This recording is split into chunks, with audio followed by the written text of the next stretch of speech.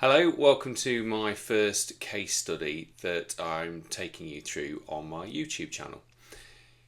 This is an interesting one. It's a coffee shop called Stewarts of Trent Bridge, and they are a fabulous retailer of coffee beans. In fact, they've just won the 2024 Great Taste Award for a couple of their beans. I reached out to them just to let them know about a couple of issues with the website, which they were very grateful for, and I had good feedback from them. One of the things I want to take you through though is their homepage. In fact, a smaller part of the homepage. I just want to take you through the main image on the homepage and show you three ways in which just that singular image could be costing them sales in their e-commerce business.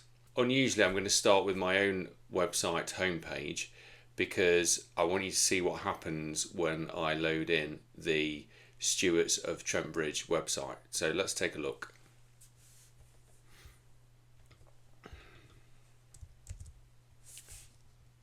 So here we go. I've pressed enter. It's taking a long time to come in. Taking a very long time to come in. Actually, that came in quicker than it has done for a while.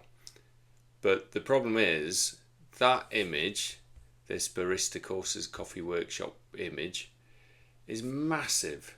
It's 20 megabytes. It's absolutely huge, and that's really slowing down the site performance. And as you probably know, Google penalizes sites that are too slow. It's a negative ranking factor.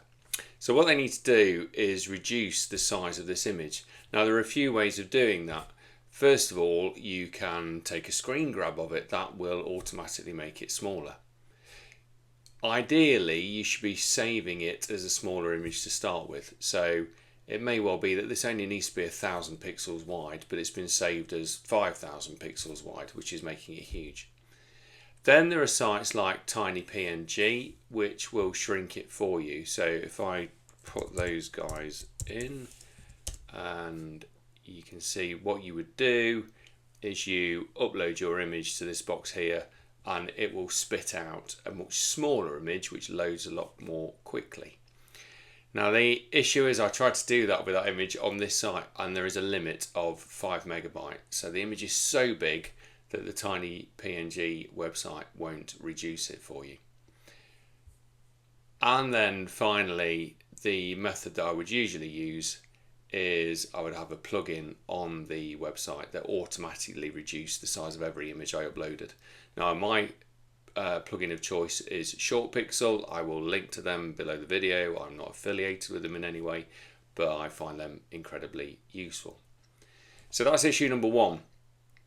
Now issue number two is one of strategy, potentially. I don't work for Stewarts and I haven't worked with Stewarts, so I don't know the detail of their strategy. But what I do know is that they are a coffee bean roaster and retailer, and that's where their focus of their business is. So it's quite a surprise to land on their homepage and see a massive banner for barista courses and coffee workshops, and not actually anything pointing me towards their fabulous coffee bean products. Now, as a rule, the above the fold call to action, the thing that you ask customers to do when they land on that page, should be linked to your business priority. So I would have expected to see, our number one bean or our great taste in September or whatever it might be. Which of course is another point. You can change what your business priority is. That can change seasonally, and it can change by brand, and it can change by strategy. And it may well be that Stewarts are trying to make more money out of barista courses, in which case this makes sense. But I suspect most people are landing on their homepage looking for coffee beans, and this is just a disconnect between what they're looking for and what they see. So that's issue number two. Now issue number three is an interesting one in that, let me see. If I hover over this button here, you see that I get no pointer at all.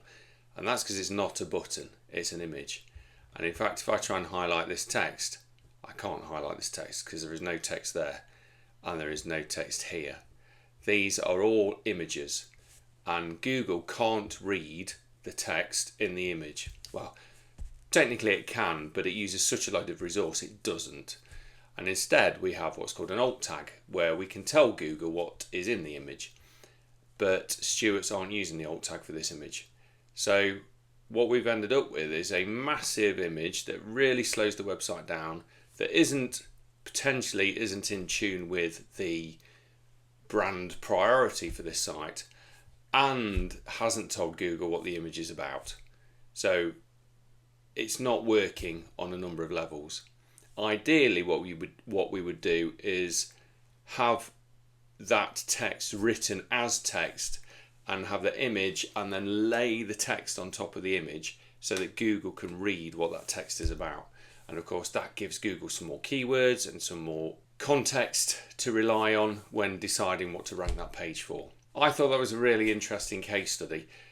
Literally one image at the top of the homepage of a fabulous site with an amazing product, just not working for them at all. And a very simple set of changes, potentially change the image focus, as in coffee beans, certainly change the image size and overlay the text on top of the image rather than embedding it within. And all of a sudden you've got a much more powerful SEO page for your homepage. Now, if this has got you thinking about your own homepage, then take a look at it. Check the image size, check whether it's got text, check whether it's relevant to what your business priorities are.